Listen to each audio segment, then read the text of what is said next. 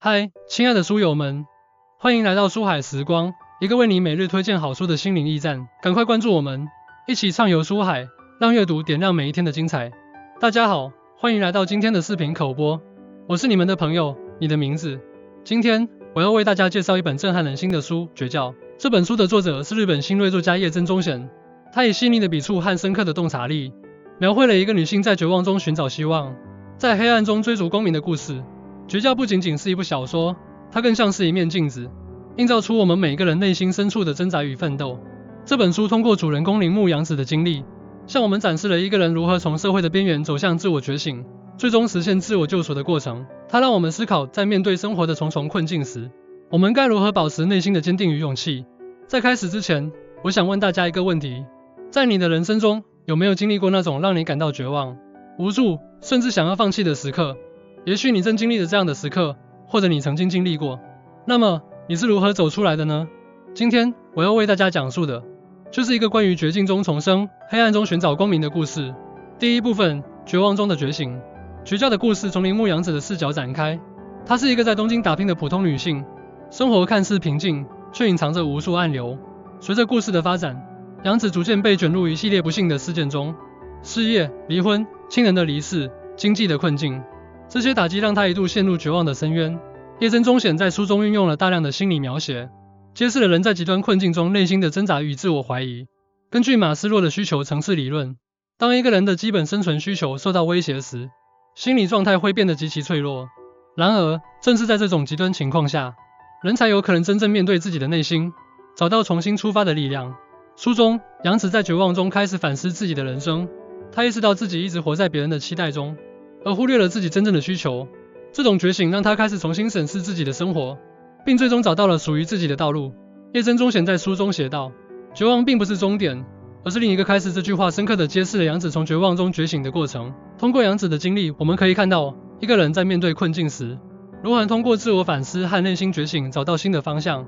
让我们来看一个现实生活中的例子。乔布斯在创立苹果公司后，曾一度被自己创办的公司解雇。然而，正是这段经历让他重新审视自己的目标和价值观，最终他重返苹果，并带领公司走向辉煌。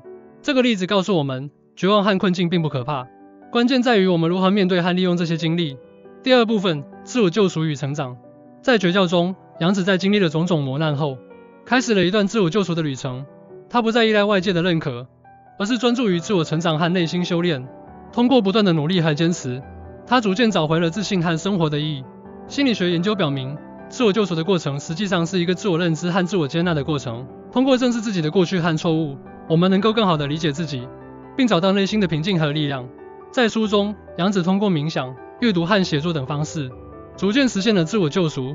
这些方法不仅帮助他缓解了心理压力，还让他找到了生活的方向和动力。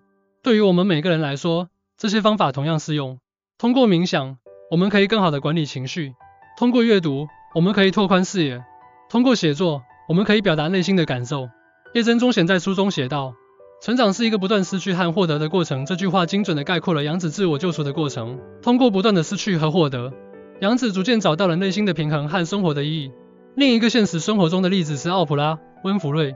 她在职业生涯中曾经历过多次挫折和挑战，但她通过自我反思和不断学习，最终成为了全球最具影响力的女性之一。她的故事告诉我们，自我救赎和成长是一个持续的过程，需要我们不断的努力和坚持。第三部分，重塑生活与追求梦想。在绝教的最后，阳子不仅实现了自我救赎，还重塑了自己的生活。她开始追求自己的梦想，并最终找到了属于自己的幸福和满足。根据积极心理学的理论，追求梦想和目标能够给我们带来巨大的心理满足感和成就感。通过设定和实现目标，我们可以更好地掌控自己的生活，并找到生活的意义和方向。在书中，阳子通过设定小目标并逐步实现，最终实现了自己的梦想。对于我们每个人来说，这种方法同样适用。通过设定小目标，我们可以更好地管理时间和精力，并逐步实现更大的目标。叶真宗显在书中写道：梦想并不是遥不可及的幻想，而是我们内心深处最真实的渴望。这句话激励着阳子，也激励着我们每个人。通过追求梦想，我们可以找到生活的方向和动力，并最终实现自我价值。埃隆·马斯克就是一个追求梦想的典型例子。他通过不断创新和努力，最终实现了自己的太空探索梦想，并推动了电动汽车行业的发展。他的故事告诉我们，梦想并不是遥不可及的，只要我们坚持不懈，就能够实现。通过绝教，我们看到了一个普通女性在面对生活的重重困境时，如何能通过自我觉醒、自我救赎和追求梦想，最终实现了自我价值。这本书不仅是一个关于生存和奋斗的故事，更是一个关于内心成长和自我实现的过程。如果你正在经历困境，或者你正在寻找生活的方向，我强烈推荐你阅读《绝教》。这本书将带给你无尽的启发和力量，帮助你找到内心的平静和生活的意义。记住，绝望并不是终点，而是另一个开始。无论你正经历着什么，请相信你拥有无限的潜力和力量。通过不断的努力和坚持，你一定能够找到属于自己的道路，实现自己的梦想。最后，我想用书中的一句话来结束今天的分享：生活就像一场马拉松，重要的不是速度，而是坚持，因为我们每一个人都能在生活的旅途中找到属于自己的节奏和方向，勇敢地追逐自己的梦想。谢谢大家的聆听，希望绝教能带给你力量和启发。如果你喜欢今天的分享，请点赞、订阅并分享给更多的朋友，让我们一起在阅读中成长，在生活中实践。